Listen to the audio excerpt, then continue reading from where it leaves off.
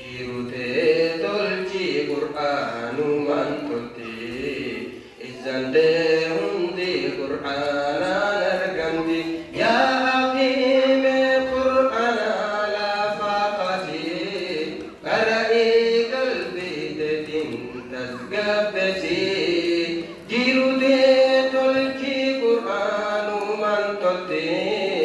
izzante hundi Qur'aanaan argamti iranii fi yaaddooti irra laaffifti rakkinaa jiru